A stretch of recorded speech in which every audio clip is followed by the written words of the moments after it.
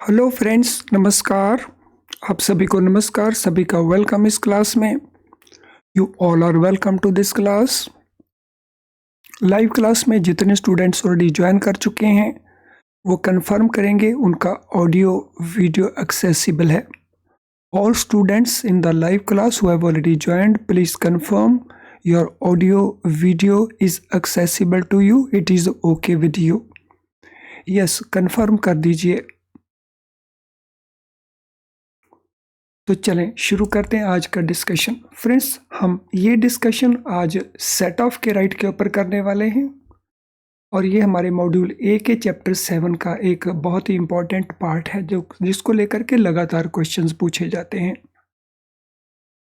ये याद रहे कि ये हमारी बेस बिल्डिंग क्लास है जिसमें हम पहले कॉन्सेप्ट को और उसके बाद क्वेश्चंस को डिस्कस करते हैं सो दैट आप इतना अच्छे से अंडरस्टैंड कर लें ताकि फिर कोई भी क्वेश्चन पूछा जाए आप आसानी से उनके आंसर दे सकें। तो चलिए शुरू करते हैं राइट ऑफ सेट ऑफ को। So right of set off क्या है? It is right of a creditor, right of a bank to recover outstanding loan from deposit of the borrower available with the bank. So right of set off क्या है? एक right है। इस right में क्या available है? Right available है bank को कि वो बोरोर का जो डिपॉजिट हमारे पास पड़ा है उस डिपॉजिट में से आउटस्टैंडिंग लोन को रिकवर कर सके।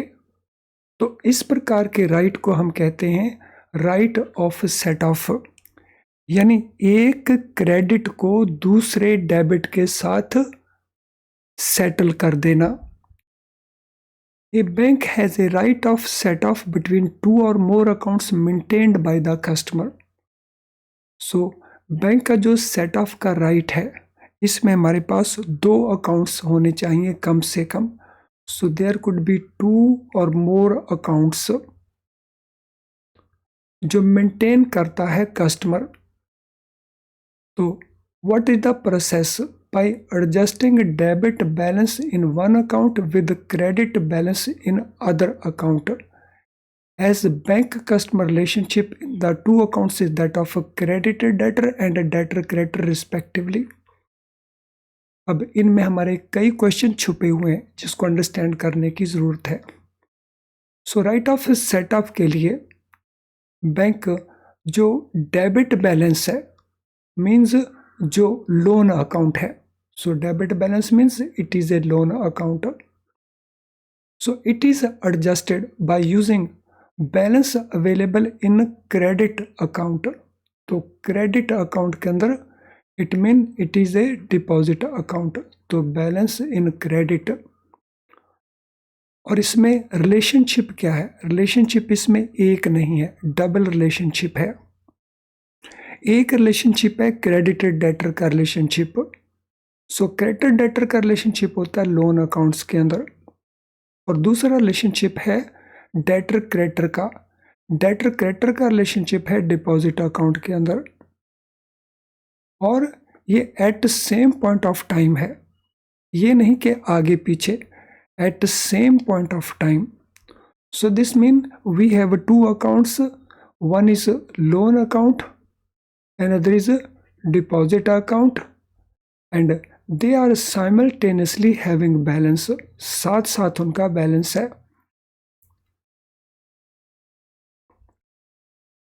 इन other words, a banker can adjust his claim from the amount that is payable to the customer.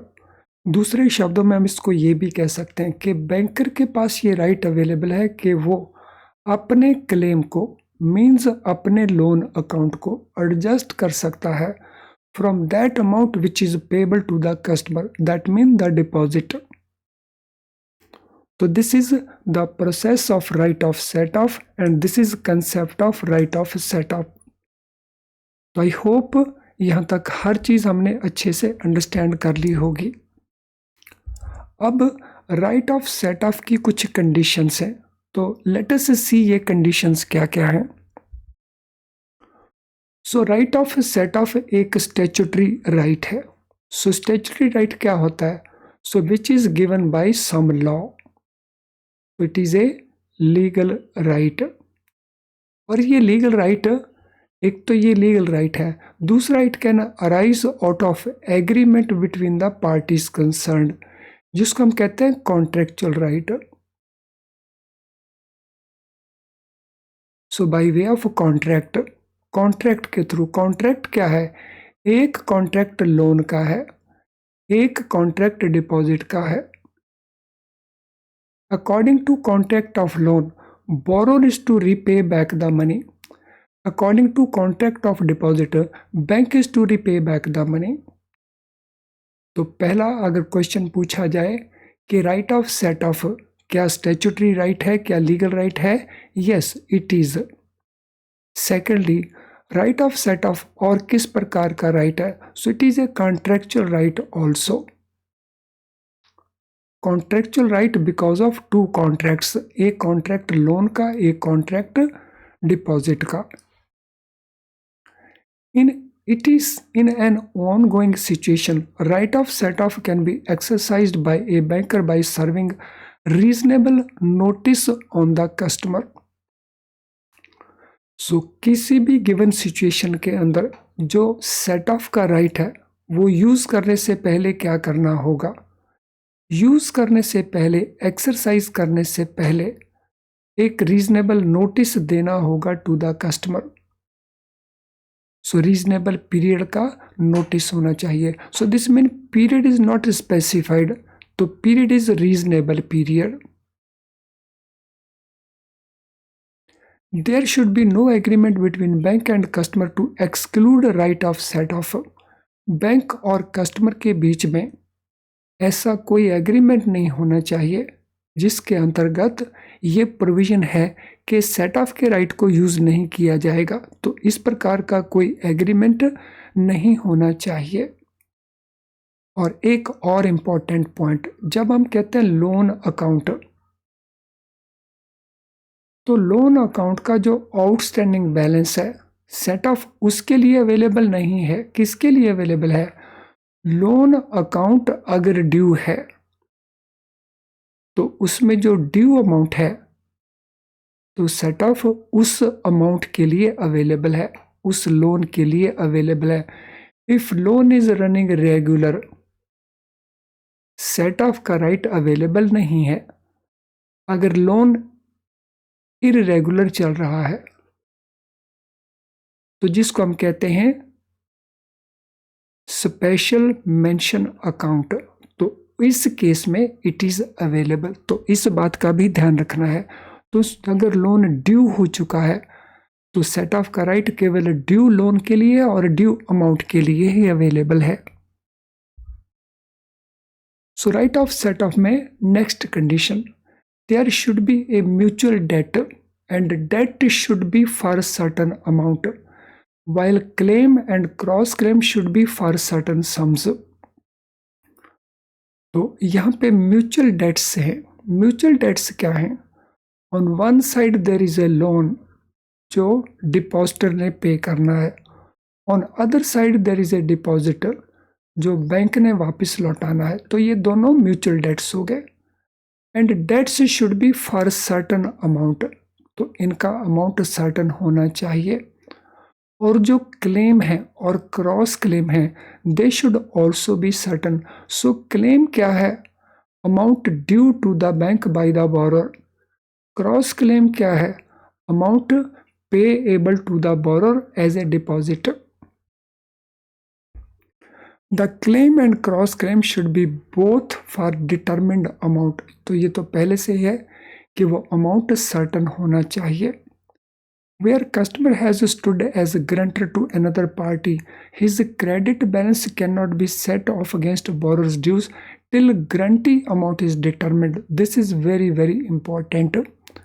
तो अगर क्वेश्चन ये पूछा जाए क्या गारंटर के डिपॉजिट अकाउंट के अगेंस्ट, सो गारंटर्स डिपॉजिट अकाउंट, क्या इसके लिए सेट ऑफ का राइट अवेलेबल है, यस इट इज़ अवेलेबल. लेकिन एक्सरसाइज कब किया जा सकता है, एक्सरसाइज किया जा सकता है when guarantee amount is determined. What is meant by guaranteed amount is determined. So when recall notice is served on the guarantor, और रिकॉल नोटिस कब सर्व किया जाता है?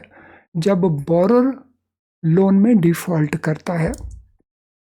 So whenever borrower defaults in payment of loan, तो bank issues recall notice to the guarantor and thereby the amount is determined. Once the amount is determined, amount is recoverable from guarantor's deposit account also. तो I'm sure यहाँ तक हर चीज़, हर aspect आपको बहुत अच्छे से clear हो चुका होगा. For the purpose of set off, all branches of the bank are considered as a single entity. So this is another important point. Set off के पर्पस के लिए बैंक में जितनी भी ब्रांचेज हैं उनको अलग अलग ब्रांचेज नहीं माना जाएगा, rather that will be taken as a single entity. So this mean deposit account in branch X, loan account in branch Y. तो ये डिपॉजिट अकाउंट है एक्स ब्रांच में, वाई ब्रांच के अंदर लोन अकाउंट है. So this deposit can be used by the bank to recover this loan. The set-off can be applied only to those debts which are due and recoverable on date of exercising the set-off. तो जैसा मैंने पहले कहा था, तो जो set-of का जो राइट है वो कब हम अप्लाई करेंगे या किसके ऊपर अप्लाई होता है?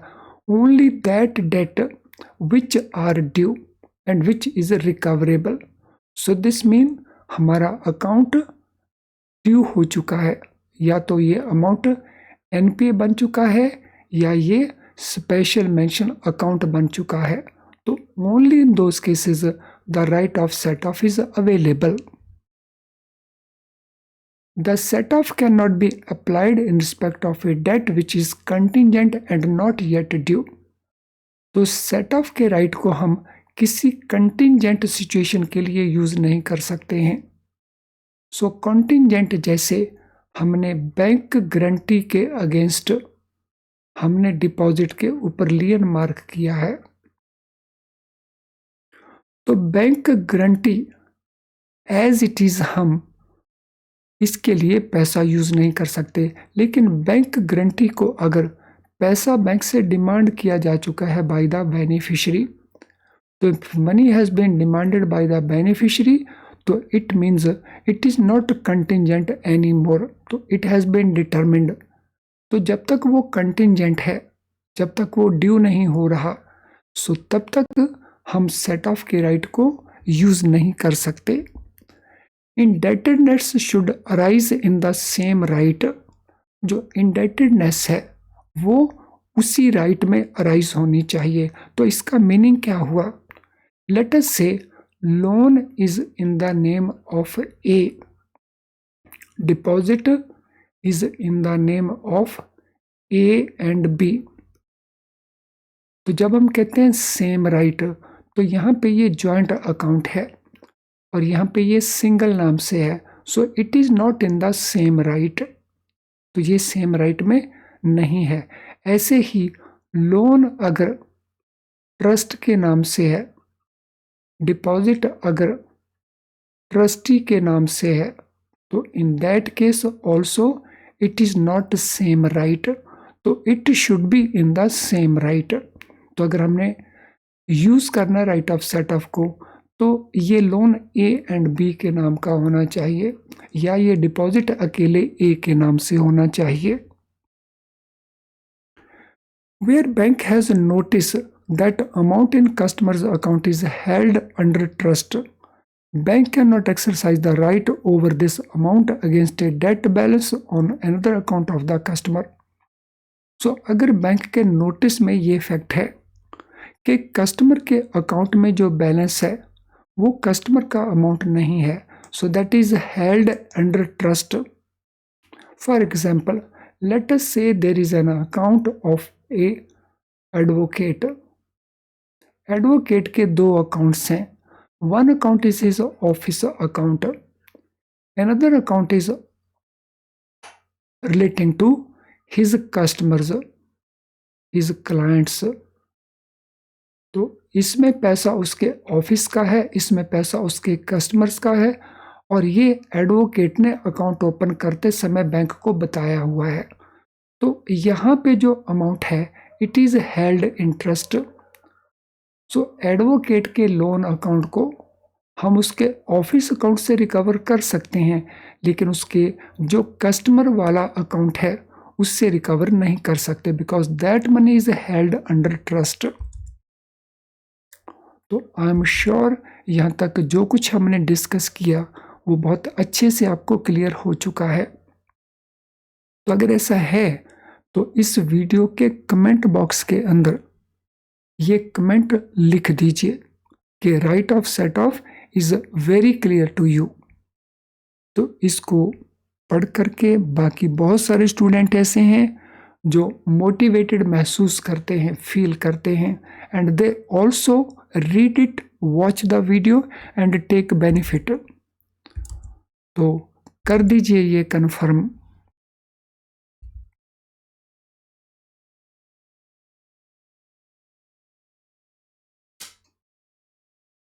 और ये कन्फर्मेशन आपको करना है इस वीडियो के कमेंट बॉक्स में। चलिए अब हम आगे चलते हैं। Deceased credit account and customers debit account can not B combined. तो यहाँ पे बुक में ऐसा लिखा गया है, although legal position is different. तो जैसा बुक में हम लिखा है, क्योंकि पेपर आपको बुक में से उठाना है, तो इसीलिए हम इसको एज इट इज याद रख लेंगे कि डिसीज्ड का क्रेडिट अकाउंट और कस्टमर का डेबिट अकाउंट इनको कंबाइन नहीं किया जा सकता। Means right of set off is not available in this case according to the book. Book के अनुसार इट इज नॉट अवेलेबल। तो हम इसको आंसर अकॉर्डिंगली प्रोवाइड कर देंगे।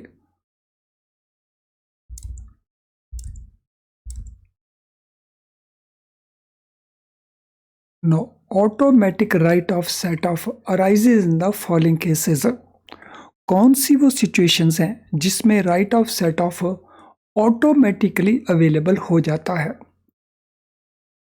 तो जिसमें सेट ऑफ बगैर नोटिस दिए भी पॉसिबल है। सो automatic right of set off arises in the following cases. कौन से वो केसेस हैं? फर्स्ट, डेथ और इंसैनिटी और इंसॉल्वेंसी ऑफ द कस्टमर। तो हमारे कस्टमर का डेथ हो जाना, उसका पागल हो जाना इंसैनिटी, उसका दिवालिया हो जाना insolvency. So this is one situation when this right will automatically arise. अगर वो पार्टनरशिप फर्म है तो पार्टनरशिप फर्म के केस में किसी भी पार्टनर का या सभी पार्टनर्स का इंसॉल्वेंट हो जाना, दिवालिया हो जाना। और अगर वो कंपनी है तो कंपनी के केस में कंपनी को वाइंडिंग अप प्रोसेस में चले जाना। तो ये हमारी सेकंड सिचुएशन होगी जिसमें दो पार्ट्स हैं, पार्टनरशिप को लेकर के और कंपनी को लेकर के। Then third, receipt of garnishee order. Garnishee order का आ जाना, लेकिन गार्निशी ऑर्डर में एक बात का ध्यान रखना है। सो गार्निशी ऑर्डर के अंदर जो बैलेंस है in the account that is less than amount of loan. तो अगर लोन अमाउंट कम है, बैलेंस ज़्यादा है, तो ऊपर वाले पोर्शन के ऊपर ऑटोमेटिक राइट अराइज हो जाएगा गार्निशी ऑर्डर के लिए। Then receipt of notice of assignment of customers credit balance. अगर कस्टमर अपने अकाउंट के अंदर जो क्रेडिट बैलेंस पड़ा है डिपॉजिट अकाउंट के ऊपर, उसको अगर असाइन कर देता है किसी और पार्टी को और हमें वो असाइनमेंट नोटिस रिसीव होता है। सो अगर हम असाइनमेंट नोटिस को एक्सेप्ट कर लेते हैं तो balance payable in the deposit account will relate to that person. Another situation, receipt of a notice of a secured mortgage over security charged to the bank. So, अगर account में रखा हुआ पैसा किसी मॉर्गेज को सिक्योर कर रहा है तो अगर उस प्रकार का नोटिस हमें अवेलेबल होता है, रिसीव होता है. Account of sole proprietor and his individual account can be combined. तो ये एक अलग पॉइंट है. तो this is a different point कि अगर सोल प्रोपराइटर अकाउंट है और दूसरी तरफ इंडिविजुअल अकाउंट है तो एक ओवरड्राफ्ट है, लेट अस से सोल प्रोपराइटरशिप ओवरड्राफ्ट है और इंडिविजुअल अकाउंट करंट अकाउंट है. तो इनमें set off is available. So combining means set off का अवेलेबल होना. तो set off is available in this case. Next, a customer does not have a right of set off amongst its various accounts at different branches of a bank. A customer does not have a right of set off. जब हम बात करते हैं customer की, not of the bank, तो customer के लिए set off का राइट अवेलेबल नहीं है different branches of a bank. तो ये डिसीजन था मोहम्मद हुसैन साहब वर्सेस चार्टर्ड बैंक मद्रास और ये कोर्ट केस है मद्रास हाई कोर्ट का. In this case defendant bank had returned certain cheques drawn by the plaintiff on his overdraft account because drawings exceeded the limit. तो इस पर्टिकुलर केस में what had happened, overdraft account था मोहम्मद हुसैन का और उन्होंने कुछ check draw किए जो लिमिट को एक्सीड कर रहे थे, इसीलिए बैंक ने उनको रिटर्न कर दिया.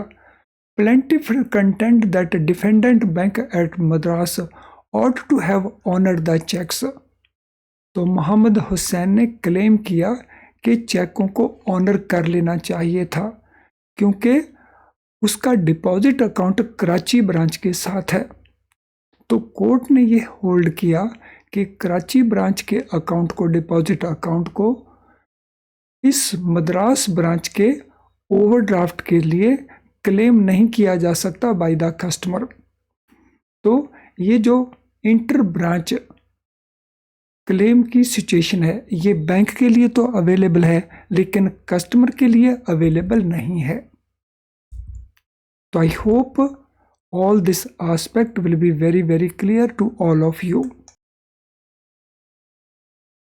इससे पहले कि हम अगले पार्ट को कवर करें, this is important information for you. Are you preparing yourself by using IIBF books? क्या आप IIBF बुक्स को यूज़ करके प्रेपरेशन कर रहे हैं? अगर ऐसा है तो आपके सामने कुछ प्रॉब्लम्स हो सकती हैं. Number 1, difficult to understand. इन बुक्स को अंडरस्टैंड करने में डिफ़िकल्ट ही लगना, याद कर लेना फिर भूल जाना. तो this type of difficulty can be there understanding में भी और याद रखने में भी, जिसके कारण lot of time is consumed और टाइम ऑलरेडी हमारे पास अवेलेबल नहीं है. We want to do lot of practice, लेकिन इसमें प्रैक्टिस क्वेश्चन हैं हर चैप्टर के एंड के ऊपर, लेकिन बहुत थोड़े प्रैक्टिस क्वेश्चंस हैं जिससे प्रॉपर प्रैक्टिस नहीं हो पाती. तो इसका सॉल्यूशन क्या है? इसका सॉल्यूशन है our best quality low priced video lessons. इन वीडियो लेसन में हम कॉन्सेप्ट को बहुत इजी करके बताते हैं जिससे आप अंडरस्टैंड कर जाते हैं और अच्छी तरह से अंडरस्टैंड कर जाते हैं. नॉट ओनली अंडरस्टैंड कर जाते हैं, क्विकली अंडरस्टैंड कर जाते हैं. इससे आपकी ये दोनों ही प्रॉब्लम्स सॉल्व हो जाती हैं और आप पूरे सिलेबस को कवर कर पाते हैं.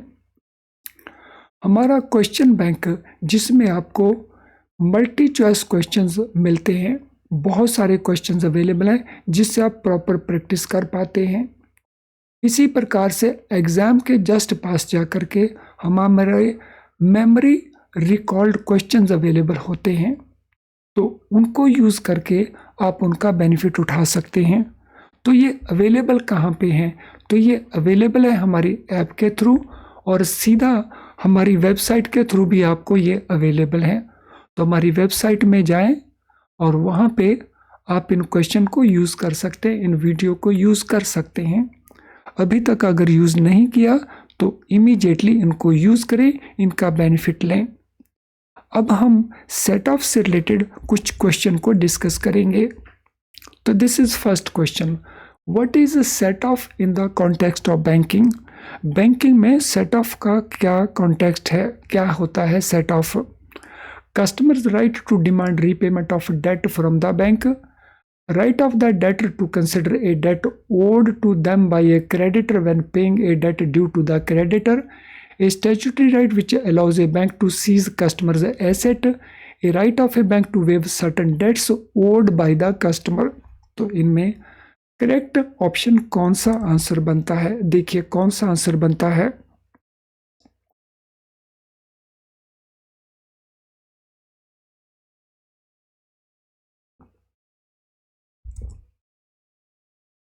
सो करेक्ट आंसर बनता है बी, ये डेटर का राइट है। सो डेटर कौन है? डिपॉजिट के केस में बैंक है debtor. So bank deposit account में पड़े हुए बैलेंस से लोन अकाउंट को रिकवर कर सकता है। So all this means this, तो इसको हम कहते हैं right of set of. Under what conditions can a bank exercise right of set of? कौन सी वो कंडीशंस हैं जिनमें बैंक यूज कर सकता है राइट ऑफ सेट ऑफ को? Solely a statutory right, debt must be contingent और not due, there should be mutual debt and debt should be for certain sums, bank can exercise set off only with the court order। तो हमने बतानी है वो condition कौन सी है जिसमें set off के राइट को यूज किया जा सकता है। क्वेश्चन नंबर 2, क्या आंसर रहेगा क्वेश्चन नंबर 2 के लिए? So answer here will be C, there should be mutual debt and debt should be for certain amount.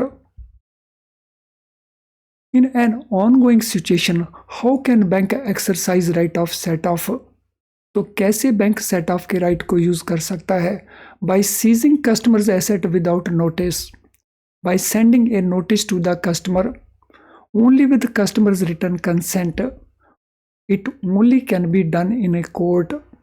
तो यहाँ पे ongoing situation में कब इस राइट को यूज किया जा सकता है? It can be used by giving notice to the customer, customer को नोटिस दे करके इसको यूज किया जा सकता है। What happened when a customer has stood as a guarantor to another party? तो क्या हैपन होगा अगर कस्टमर ग्रंटर स्टैंड करता है टू अनदर पार्टी? अगर वो ग्रंटर स्टैंड करता है अदर पार्टी के लिए, bank can not use the set of right. Bank can use the set off when credit against borrower's dues immediately. Bank can set off only after guarantee amount is determined. Customer loses the right of set off. So इसका answer क्या बनेगा? Already सी हमने देख लिया है। सो set off is possible जब guarantee के amount को डिटरमिन किया जाएगा, मीन्स जब रिकॉल नोटिस इशू किया जाएगा। Under what circumstances does an automatic right of set off arise? कौन सी वो सिचुएशन है जब ये राइट ऑटोमेटिकली अराइज हो जाएगा? In case of customers death और insanity, only when customer initiates it, only with customers return consent, या only when bank sends notice to the customer. Question number 5, क्या आंसर लगता है हमें? What is the answer for question number 5?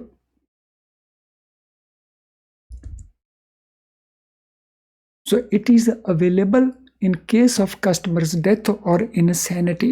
Customer की death हो जाए, customer insane हो जाए, तो उस सिचुएशन में this is possible. Can deceased credit account and customers debit account be combined?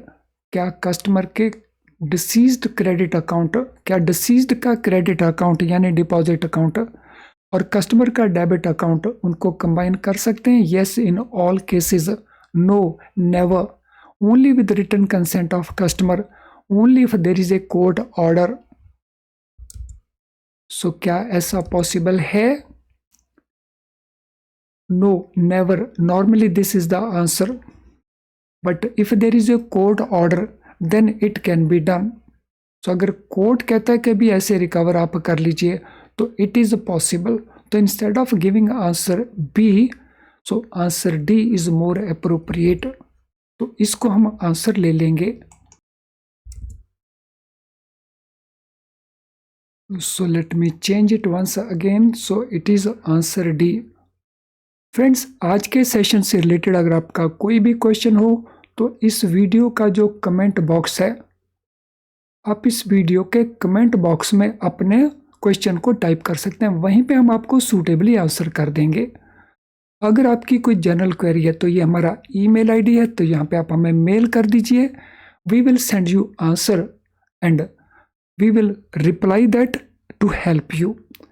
आज का सेशन अगर आपको यूजफुल लगा, एक बहुत इंपॉर्टेंट सेशन था, तो लाइक करने में संकोच मत करें, क्योंकि आपका लाइक करना मीन्स यूट्यूब उस सेशन को और ज़्यादा स्टूडेंट्स को अपने लेवल पे ऊपर दिखाने की कोशिश करता है। इस वीडियो को लिंक को शेयर करें अपने फ्रेंड्स कोलीग्स के साथ, अपने व्हाट्सएप पेज के थ्रू, अपने फेसबुक पेज के थ्रू या किसी भी सोशल मीडिया अकाउंट के थ्रू। चैनल अगर आपने अभी तक सब्सक्राइब नहीं किया तो चैनल को सब्सक्राइब कर लें, वो भी बेल आइकन के साथ। अदरवाइज हमारी नोटिफिकेशंस आपको ऑन टाइम नहीं मिलेंगी और आप हमारी कई क्लासेस को मिस करेंगे। तो चलिए अब आज के इस सेशन को वाइंड अप करते हैं। So thank you friends and all the best.